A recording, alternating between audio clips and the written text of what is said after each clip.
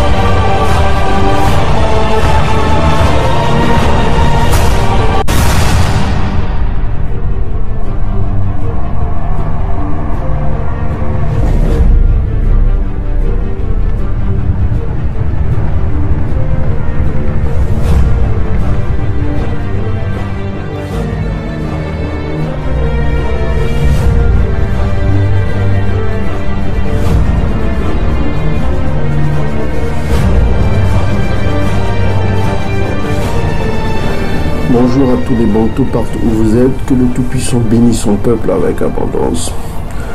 Aujourd'hui, nous venons encore vous expliquer un certain nombre de choses pour vous donner en quelque sorte l'origine de toute la Bible que vous lisez à la maison.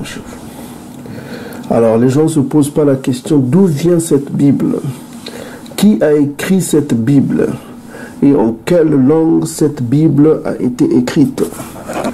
Donc voici les questions que nous allons essayer de répondre avec beaucoup de vérité pour que chacun de vous se fasse une idée. Parce que ce sujet est important pour vous tous. Comment la Bible fut écrite. Nous avons ici devant vous deux livres. Nous allons utiliser le chiffre 2. Nous avons ici deux livres en disant... Nous avons ici deux livres. Le premier, c'est le livre que vous lisez ici de Pierre Gilbert, qui s'appelle « Comment la Bible fut écrite ». Ce livre coûte environ 10 $. Et puis, pour ceux qui sont en Europe, ça coûte environ, sur Amazon, au moins 16 € ou 17 comme ça, si je ne me trompe pas. Donc, c'est un bon livre qui a fait... Monsieur Pierre Gilbert qui a fait un bon travail, il a étudié un peu, tout ça comme ça. Donc voilà. Donc on va laisser ça à côté. Ça c'est le premier livre, parce que nous avons des gens qui nous disent ah mais pourquoi vous utilisez le livre des Édomites, tout ça comme ça. Vous voyez, ces gens-là gardent les secrets et comme on vous l'a dit dernièrement, le Tatanzam utilise ceux qui gardent les archives, les records. Ok. Donc nous avons un deuxième livre qui est un dictionnaire biblique qui s'appelle le Nouveau Dictionnaire Biblique. C'est, je crois, suisse. Hein. Édition Emmaüs, vous avez ici. C'est suisse, hein, c'est le suisse. Là où Calvin s'est manifesté, un protestant qui s'appelle Calvin. Et voilà. Donc vous avez ce dictionnaire qui est intéressant, que je conseille à tous ceux qui enseignent là, qui enseignent de s'en procurer. Donc c'est les deux livres qui vont nous aider de comprendre, qui vont nous aider à comprendre un peu comment la Bible fut écrite. Bon, ici nous avons aussi quelques documents, Harper Bible Dictionary. Donc ça c'est plutôt en anglais. Et puis nous avons apprendre l'hébreu que vous connaissez déjà. Et voilà. Il y a ce livre aussi qui s'appelle Vocabulaire théologie biblique que je conseille à tout le monde. Et nous avons aussi ici pour les anglophones, nous avons Oldham Illustrated Dictionary. C'est intéressant. Et dans cette démarche, nous allons aussi utiliser un dictionnaire arabe pour les nuls. Hein. Il faut connaître aussi les langues des ennemis, on vous a dit. Nous, on fait un travail sérieux ici. On n'est pas ici pour rigoler. Et ici, vous pouvez aussi avoir ça. The Church in Africa, 1450 et 1450. Donc, comment l'envahisseur chrétien est arrivé en Afrique, on explique un peu quelques secrets ici. C'est intéressant d'avoir ça, c'est Adrian Astin. Voilà. Donc, on fait un peu de recherche un peu partout là. Donc, l'objet d'aujourd'hui, c'est comment la Bible fut écrite. Comment la Bible fut écrite, parce que beaucoup de gens voient, dernièrement, on a utilisé cette Bible-là, que nous aimons bien. Hein. Donc, c'est la Bible Authorized King James Version with Apocrypha. Donc, vous lisez vous-même qu'on utilise le terme Authorized Bible. Ça veut dire que c'est permis. Authorized, ça veut dire permettre. Hein. C'est une permission qu'on vous donne. Voilà. C'est une permission qu'on vous donne d'une autorité. Ça vient aussi du mot autorité. Hein. Authorized, c'est autorisé. On vous autorise, c'est une autorité qui vous autorise. Ici, en l'occurrence, l'autorité qui autorise, c'est l'autorité britannique, hein, qui autorise qu'on publie cette Bible-là. Donc, c'est pourquoi vous avez ici qu'on a autorisé la publication de ce livre qui appartient. Quand on publie, on donne l'autorisation, ça veut dire que c'est une copie. Voilà, on ne peut pas vous donner l'original. Ok, bakozi à Londres, bakopé sabino originalité, bakolobate que voilà, topé sabino livre yo, tout ça comme ça, voilà, c'est des archives. Bakopé c'était l'eau original. Il faut se la mailler. Donc il faut comprendre un certain nombre de choses. Donc ici on dit bien, on dit reproduce, c'est-à-dire ce document-là est reproduit. Vous avez ici le mot permission. Of Trustee National Library of Scotland. Donc, c'est la librairie nationale de Scotland qui a permis la publication de cette photo-là. Ça, c'est tiré de la page King James 1611. Bon, les gens vont se lever et vont dire, oh, mais c'est pas la Bible 1611. Hein? Ça, c'est une copie, ça. C'est une copie. Nous, on veut l'original. Tous les grands original. Tout ça comme ça. Donc, les gens vont s'acharner. Ils vont dire, oh, mais c'est pas 1611. Nous, on veut l'original. Donc, ça, c'est autorisé. Voilà. C'est autorisé. Et vous avez ici une autorisation de l'original. Parce que quand on autorise l'original. Bon, d'autres vont dire, ah, nous voulons l'ancien, tout ça comme ça. Bon, voilà. C'est 1611. Donc là, on vous a montré le nom de Nzambi. Maintenant, nous, ce qu'on va faire, on va aller dans le site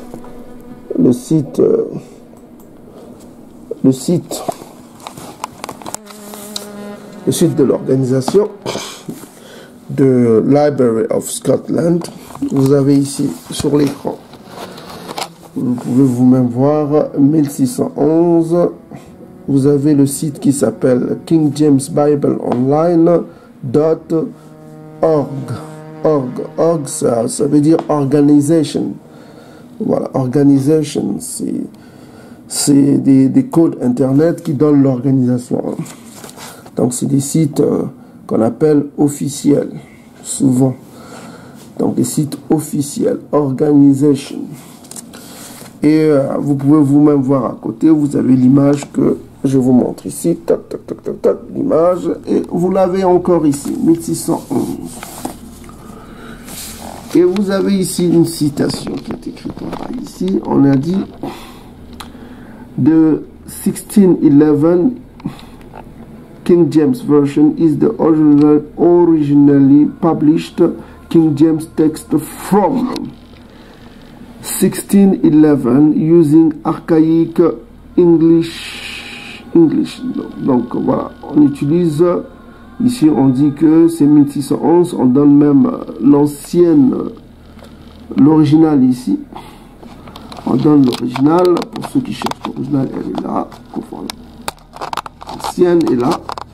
Ils ont mis ça dans le site. Le site eux-mêmes, ils le mettent. Ceux qui cherchent l'original, il est là. C'est la première qui a été traduite. Ça se trouve là-bas chez les Édomites britanniques. Hein, qui peuvent aller soit au British Museum, soit au National Library of Scotland. Ils pourront voir ça. Pendant l'original. Bon, ici aussi, comme vous voyez vous-même, il ne peut pas avoir l'original. Ils le mettent ici sur le site internet à disposition de tout le monde. Donc vous avez ici l'Ancien Testament, et puis vous avez ici ce qu'on appelle les apocryphes. Et puis juste en bas ici, vous avez des studies. On vous donne des matériels d'études, hein, des introductions, on vous donne un peu le Bible Dictionary pour ceux qui cherchent. Tout est gratuit ici, hein, pour ceux qui parlent anglais. Vous avez même un dictionnaire biblique, dictionnaire, on vous aide un peu. Voilà quoi. Et vous avez comment les contacter. Vous avez tout, vous pouvez leur poser des questions. On va essayer d'aller là. Vous écrivez votre nom, vous posez votre question, vous pouvez les contacter. Ok, ils vous répondent. Donc voilà. Vous avez tout ça ici et vous avez... Vous cliquez ici dans Second Ezra. On va avancer un petit peu. On va avancer jusqu'au verset 9. Parce que le mot Nzambi est toujours dans cette version ancienne. Et juste à côté, on vous met, hein, on vous met juste l'original ici. C'est vraiment intéressant. Alors, on va aller au verset 9. Et vous avez ici 34. Vous avez toujours le nom Nzambi. Nzambi est là. Toujours Nzambi. Et vous avez ici, je crois, l'original.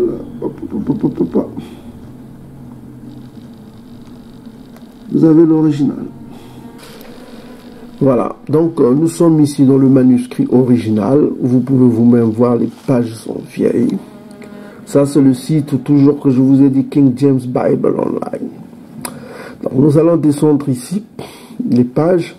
Donc, nous sommes ici au chapitre 9. Quand vous voyez le X comme ça veut dire le 10, c'est les chiffres romains. Le 10, et vous avez un derrière, c'est le 1. Donc, le 10 et le 1, vous faites la soustraction et vous trouverez le nom du chapitre. Donc ça fait chapitre 9. Chapitre 9 de Ezra. Donc vous avez ici jusqu'au... On va ici. Voilà. Vous avez ici, on va au verset 34. Voilà. Nous sommes au 45, verset 34, et vous avez ici Nzambi. Vous pouvez vous-même voir, Nzambi est là. Nzambi. Regardez vous-même. Nzambi. Voilà. Nzambi. Ça est là. Nzambi. Donc ça, c'est l'original. Hein. Bon, parce qu'il y a des gens qui viendront vous dire, oh, ça, c'est pas l'original. C'est pas vieux, ça. Donc, il n'y a pas Nzambi dedans dans l'ancien. Ça, c'est l'ancien. Vous avez vous-même Nzambi. C'est écrit là, noir sur blanc. Je rappelle encore, nous sommes ici sur le site officiel.org. KingJamesBibleOnline.org. Là où, voilà, ils ont mis en ligne l'original, ce qui est au Scotland, au British Museum, ou bien, voilà. Donc vous avez ici Nzambi, c'est écrit noir sur blanc. Je n'ai pas inventé, c'est là, Nzambi, Nzambi. Voilà. Nous ici, on n'est pas ici pour blaguer. On est ici pour donner des secrets au peuple. Voilà. La version 70. Parce que quand vous allez ici dans cette même Bible, on vous dit comment elle a été traduite. Vous avez la version 70. Vous allez un peu derrière la Bible, à la page 400. La page, vous avez ici la page 445.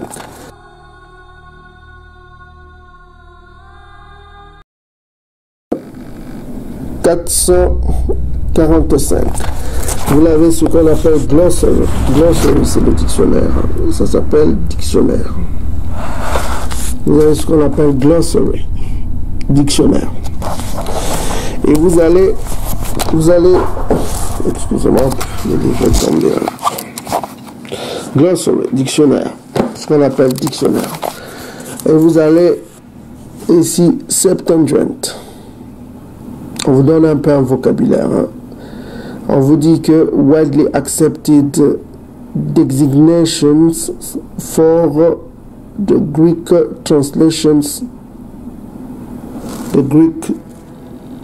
translations of the Hebrew Bible. Voilà. Donc, on voit que les textes grecs traduits, puisés dans l'hébreu ancien. Parce que ce n'est que la suite du livre d'Ezra que vous avez chez vous, qui a été écrit en araméen. Parce que l'araméen était une langue diplomatique à l'époque de Ezra. Voilà, on va lire ici les versions bibliques. On dit que, vous pouvez lire vous-même, on dit ici, une version de traduction en Bible vulgaire, les versions bibliques sont en principe, je vous lis ce qui est en vert, le plus important. Les versions bibliques sont en principe faites directement sur les textes originaux hébreux et grecs. Donc, les textes originaux, ce qu'ils appellent originaux, ça vient de l'hébreu et du grec. Voilà. Donc, on va descendre un peu plus bas. On nous dit ici, pour l'Ancien Testament, il existe de sortes. Ok, on va lire ici. Pour l'Ancien Testament, il existe surtout 5 sortes de traductions. Une version samaritaine, plusieurs grecs, araméennes, syriaques et latines, c'est-à-dire les romains. Toutes ces versions possèdent une valeur particulière. Elles ont été réalisées avant l'établissement des manuscrits. Hein. TM, c'est des manuscrits. Ok. Donc, on dit ici, il existe des versions samaritaines, on vient d'expliquer, et il existe des versions grecques. Les versions grecques, la traduction la plus célèbre et la plus ancienne, entier du grec vulgaire qu'on appelle koinéa.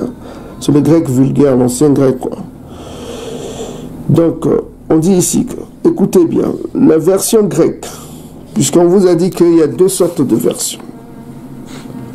Il y a surtout 5 sortes de versions anciennes. Il y a une version samaritaine et plusieurs versions grecques et araméennes.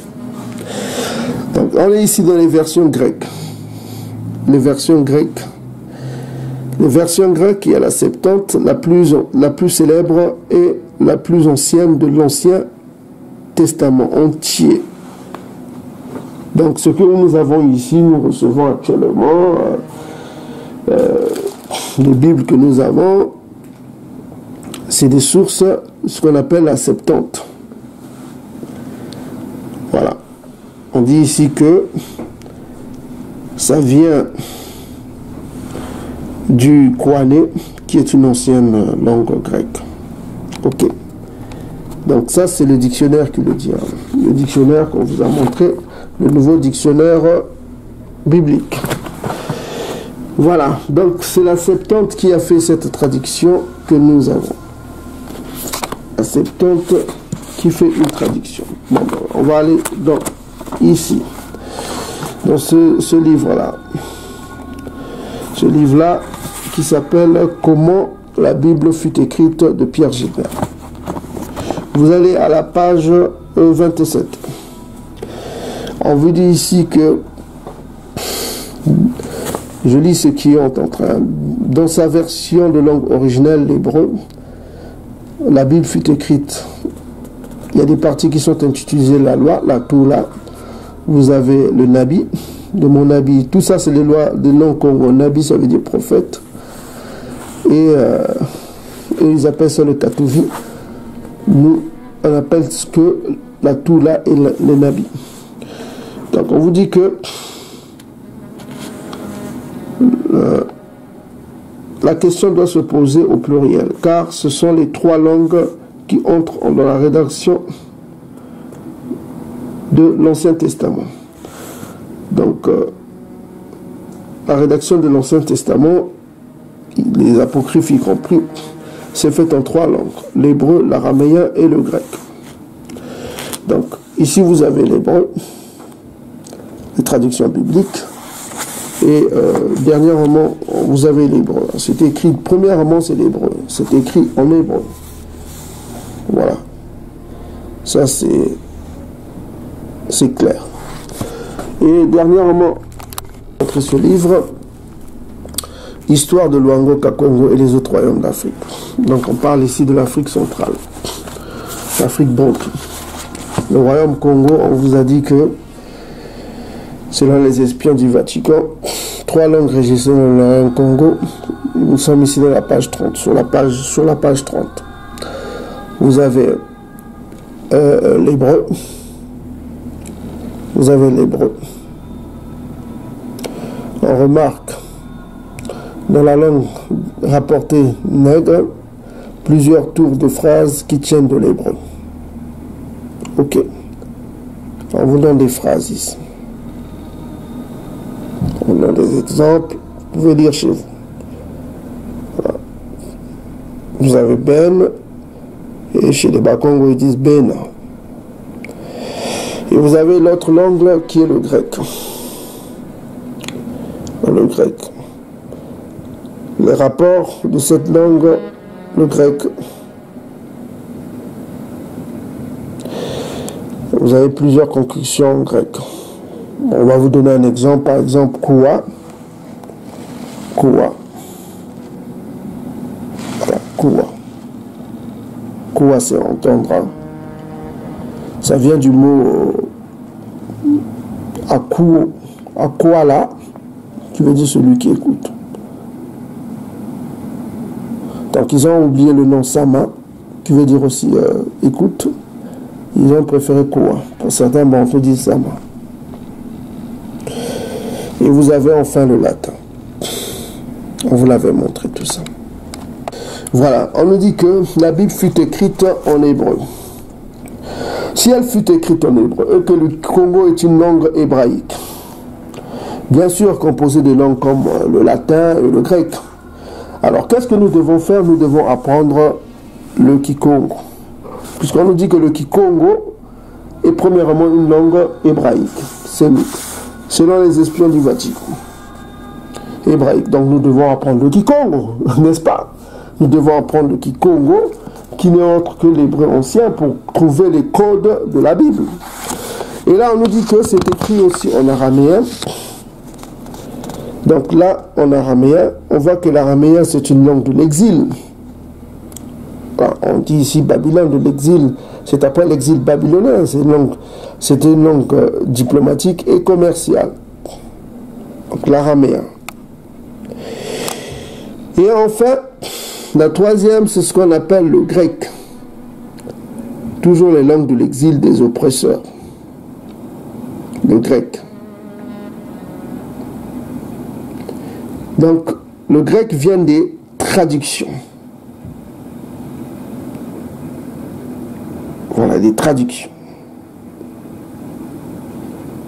Ok. Là, on dit à la suite de cette traduction sous le nom de la Septante. Donc, la Septante, c'est une traduction. C'est une traduction de l'hébreu, c'est-à-dire du Kikongo, au grec. Voilà. On étudie ce qu'il faut faire. Il faut étudier d'abord le Kikongo, qui n'est autre que l'hébreu, selon le livre. Il faut étudier le Kikongo qui est l'hébreu. À partir du Kikongo, tu vas avoir des informations secrètes, le code de la Bible. Donc c'est ce qu'on a fait, c'est pourquoi on a trouvé les secrets de la Bible, les codes de la Bible. Donc on est bien d'accord. Maintenant, quand vous allez dans Wikipédia, vous allez sur Septante, qu'est-ce qu'on vous dit? La Septante est une traduction de la Bible hébraïque, c'est-à-dire de la Bible en hébreu. Traduit en quoi? En koiné grec, c'est-à-dire qu'on a pris une traduction qui est congo, hébreu, et on l'a traduit en grec, la langue de l'oppresseur. Donc vous voyez bien que quand on fait une traduction, on enlève la substance, c'est-à-dire que on enlève, on modifie les mots. Vous avez par exemple Yisaya, qui deviendra chez les Grecs, comment on l'appelle? Qui deviendra quoi? Qui deviendra Jesus. Donc ça ne sera pas les mêmes mots. Vous voyez, eux, ils modifient selon leur tradition, selon leur traduction. Selon leur traduction. Donc, je répète encore, la Septante, du latin Septuaginta, est une traduction de la Bible hébraïque en koiné grec, selon la tradition rapportée de la lettre d'Astirté. La traduction de la Toula aurait été réalisée en 72 traducteurs. Donc, on donne un peu l'origine du mot de la Septante. D'Alexandrie vers 200 avant JC, Jésus-Christ, quoi. Le nom du Dieu des chrétiens. À la demande de Ptolémée II. Par extension, on appelle la Septante selon la version grecque ancienne de la totalité des écritures de l'Ancien Testament. Ok, de l'Ancien Testament. Le judaïsme, c'est-à-dire que les Hébreux, quoi, antiques. Là, on dit un peu le judaïsme selon le terme juif, n'a pas adopté la Septante, restant fidèle au texte hébreu et à des traditions gréco-araméennes, ce qu'on appelle le Targum, plus proche selon leur autorité du dit texte. Donc, ils ont rejeté la Septante parce qu'ils ont considéré que c'est pas une version fidèle, c'est pas fidèle à l'hébreu, quoi. Donc plusieurs manuscrits de la Septante nous sont parvenus. D'où viennent ces manuscrits-là? Ils viennent principalement de quelques différentes qui existent entre ces différentes versions de 3 codex complets écrits en oncial. Oncial, c'est de langue latine. Voilà. Oncial. Les 3 codex complets écrits oncial existent. Donc, la Septante vient, quand on parle de la Septante, ça vient de 3 codex, là, c'est-à-dire des manuscrits là. Il y a le Codex Vaticanus, c'est-à-dire Rome, et vous avez le Codex Signacus, et vous avez le Codex Alexandrinus. Donc c'est ces 3 codex là qui font ce qu'on appelle la Septante. Ok? C'est ces 3 codex là. Donc on va revenir ici dans ce dictionnaire là. Ce dictionnaire que je vous ai montré. Je vous montre encore ce dictionnaire. Le nouveau dictionnaire biblique. On va aller voir ici. Nous sommes sur la page 1315. Donc on va aller ici continuer les manuscrits de la Septante. On dit ici. Nous sommes ici sur la page, voilà, qu'on vous a déjà montré. Je répète encore, les manuscrits de la Septante. Les manuscrits de la Septante sont fort nombreux, mais la plupart d'entre eux sont malheureusement partiels, c'est-à-dire incomplets. Partiel, ça veut dire incomplet. Les plus célèbres d'entre eux, c'est le Vaticanus. Bon, ça date du 4e siècle. C'est plutôt la date du 4e siècle. Et vous avez le Sinaïcus. Ça se trouve à Londres. Le Sinaïcus, c'est à Londres. Et vous avez l'Alexandrinicus. C'est à Londres. Et ça date du 5e siècle. Donc, où trouver ces documents? Soit vous allez au Vatican. On vous parlera de ça puisqu'on a parlé de l'araméen. On retrouve des mots comme Ngando, qui veut dire puissance en hébreu, mais qui veut dire animal puissante en gala, qui se réfère aussi au crocodile, je crois, un truc comme ça. On en parlera de ça. Ngando. Donc, on est ici, donc vous voyez, ils traduisent, ils ont modifié le nom de Nzambi en Nzampri, Nzambri. Donc, selon les versions du Codex Vaticanus. Donc, pour résumer, on vous a dit que la Bible a été écrite en hébreu. La langue du Congo est une langue en hébreu. Il y a l'araméen, c'est la langue de l'exil, l'araméen. Et vous avez le grec, c'est la langue des envahisseurs. Voilà. Ceux qui peuvent lire un livre de Macaba, le Maccabée, chapitre 1 jusqu'au 6, ils verront que les Bantous ont été envahis par les Grecs. Voilà, les Grecs. Ils ont imposé leur langue. La traduction grecque a été faite en 70, par la Septante. Traduction à la suite d'une traduction désignée sous le nom de Septante. Donc on est allé dans la Septante, on a dit que la Septante est composée de trois codex. Codex Vaticanus, Sinaicus et Alexandrinicus, des noms carrément édomites là. Donc le plus ancien c'est le Vaticanus. Et quand on est allé dans le Vaticanus, on a remarqué qu'il y a eu plusieurs copies. Les copies qui ont été faites du Vaticanus, qui ont servi dans le Concile de Nicée. C'est les Bibles que vous avez ici tous les jours. C'est des traductions décidées par l'oppresseur. Hein. Voilà. Bon. C'est l'oppresseur qui a décidé, qui vous a donné ces traductions comme cadeau. Et voilà. Et il y a des textes anciens qui sont cachés au Vatican, qui sont appelés, on l'a bien vu tout à l'heure, Montou, Poprio, une propriété humaine. Montou, c'est un nom Congo. Bantou, c'est un nom Bantou. Hein. Donc on vous a montré des preuves et on vous a dit que le nom de Nzambi a été modifié par ces copies-là. Et on a constaté que certains noms aussi ont été modifiés, comme Nataïus, qui sont devenus Fus, et Nzambi est devenu Nzambri. Et c'est ce qu'on voit. Ici, nous avons la table. C'est une traduction écuménique de la Bible. Ça s'appelle traduction écuménique de la Bible. Ça a été fait avec l'association des protestants et compagnie. Ok? C'est traduction écuménique. Donc, ça contient les apocryphes.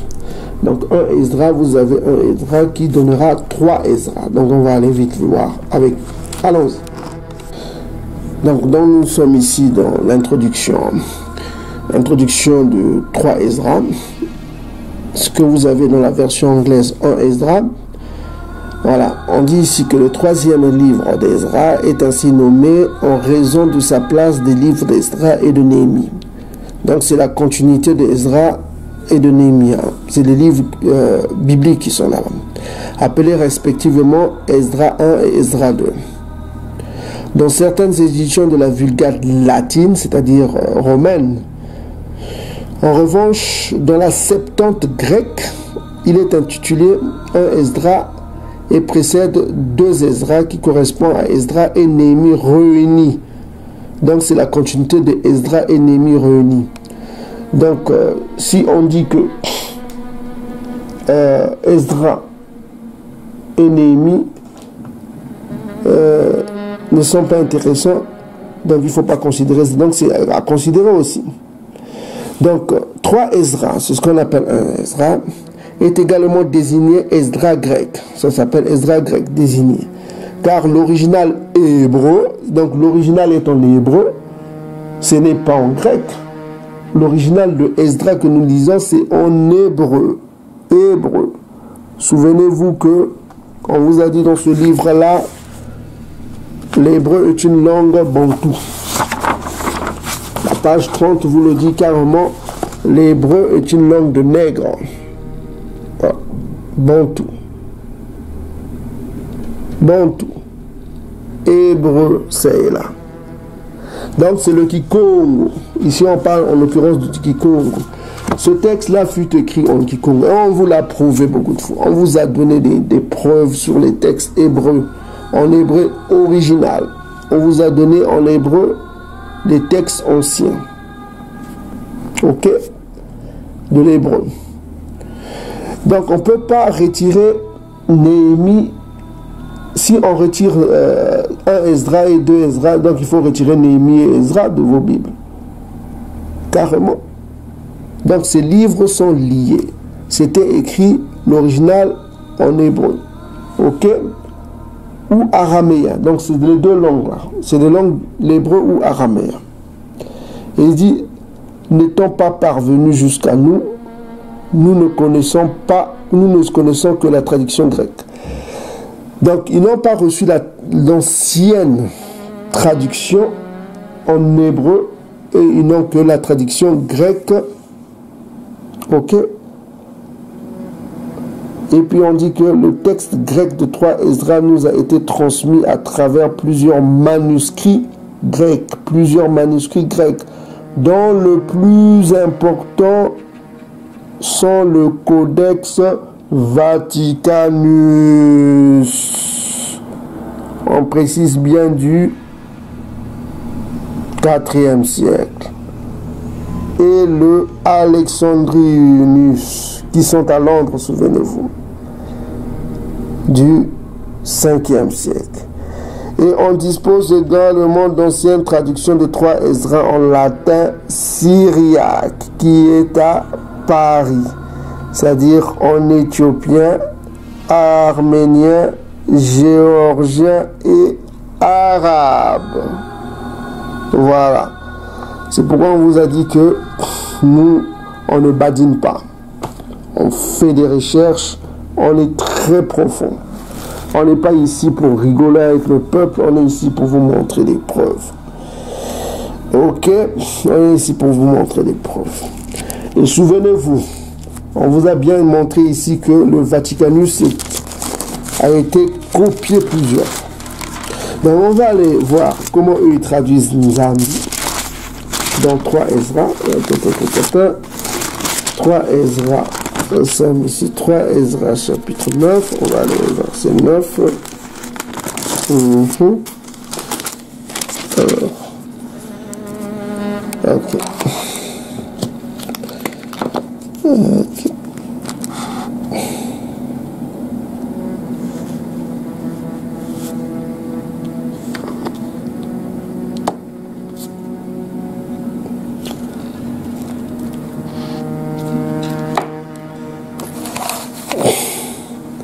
Voilà. Alors, que veut dire le nom Nzambi? Alors, nous allons vous donner la définition du nom Nzambi. Parce que beaucoup de gens ne le savent pas que veut dire Nzambi. Alors, vous avez ici le tableau que nous avons fait. Nzambi vient particulièrement du nom qui veut dire divinité. C'est notre divinité. C'est toujours précédé par Tata. Ça veut dire le Père. Et vous avez le verbe, le premier verbe qui est soutiré, c'est Nzambila. Il y a d'autres qui appellent Sambila, qui veut dire prier. Et vous avez un autre verbe Congo qui s'appelle Nzambilakan. Nzambilakan, ça veut dire ubiquité. C'est être partout au même moment. Être partout au même moment. Donc vous avez ici Nzambila. D'autres disent Sambila. Et vous avez Nzambila Kana. Donc ici on va mettre prier. Je vais écrire un peu là. Prier. Et ici on va écrire partout. On va mettre juste un mot. Comme ça vous comprenez, c'est l'omniscience. Donc nous avons l'écriture ici.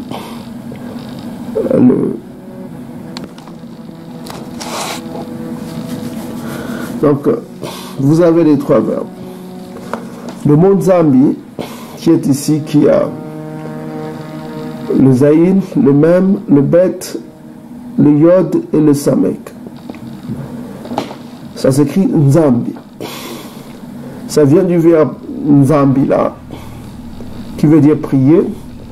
Et vous avez Sambilakana, qui veut dire ubiquité, être partout au même moment. Ok, ça veut dire aussi partout.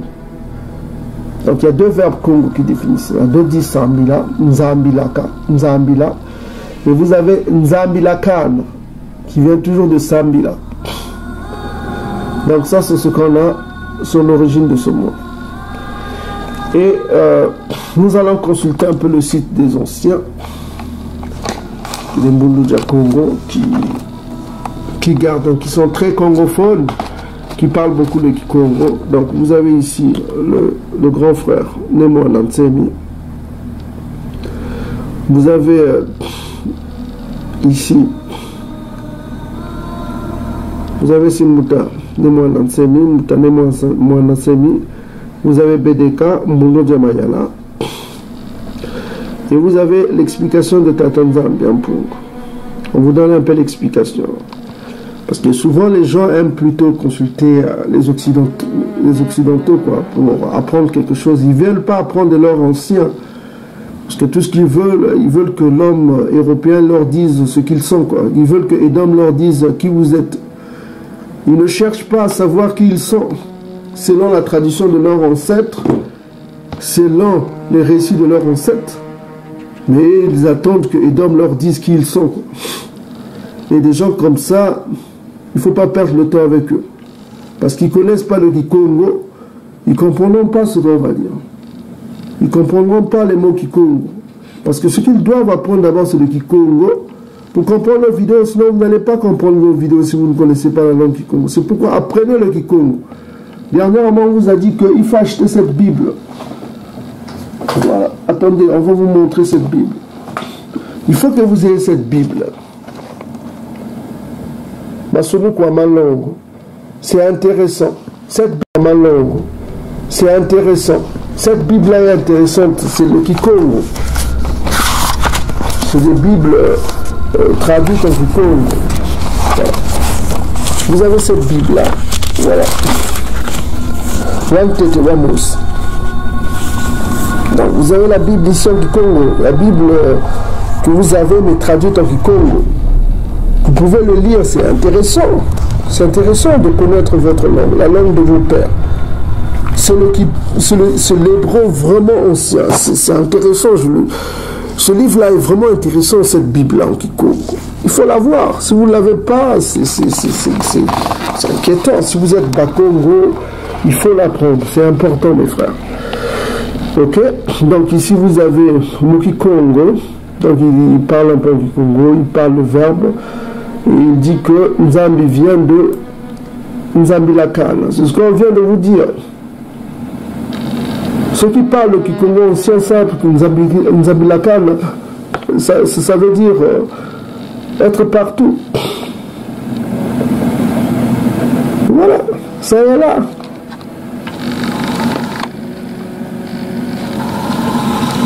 Voilà. Vous avez là, Nzambi vient de Nzambilakana. Ça veut dire quoi? Être partout au même moment. Voilà. C'est ça. C'est pourquoi il est important de revenir toujours aux sources, de connaître sa langue. Sinon, vous allez vous faire bluffer par des gens qui ne connaissent même pas le Kikongo ancien, qui viendront vous dire, oh, Nza, Mbi, ça veut dire ce qui est mauvais. Ils voient sur le Mbi là. Oh, il y a beaucoup de mots Kikongo qui terminent par le Bi. Ou qui commencent par le Bi. Bika, ça veut dire laisser, non? Mais c'est incroyable que des gens... Il faut apprendre vos langues. C'est l'hébreu, on vous a montré que c'est l'hébreu, mélangé certes avec le grec et le latin. Mais c'est l'hébreu. Vous cherchez que l'hébreu. On vous a montré Bana, on vous a montré Mbele. Mbele qui veut dire en Kikongo, Mbele, en Lingala on dit Mbeli. Il faut distinguer les langues.